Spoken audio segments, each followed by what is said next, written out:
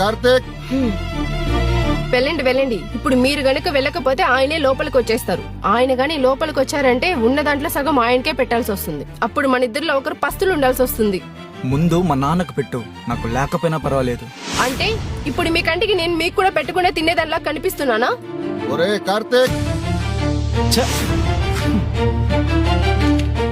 ఎందుకు నన్ను ఊరికే అరుస్తా ఉన్నావు? నువ్వెందుకురా అంత కోప్పడతా ఉన్నావు? అసలు ఎందుకు పిలిచావు చెప్పు. మన పక్కింటి వాళ్ళది పెళ్లి రోజంట, బిర్యానీ చేసుకున్నారంట. బిర్యానీ అంటే నాకు ఇష్టం కదా అని బిర్యానీ ఇచ్చారు. అయితే తినేవచ్చు కదా, నాకెందుకు చెప్తున్నావు? తిందామని అనుకున్నానురా, కానీ అప్పుడు నాకు నువ్వు గుర్తొచ్చావు, అందుకే తీసుకొచ్చా.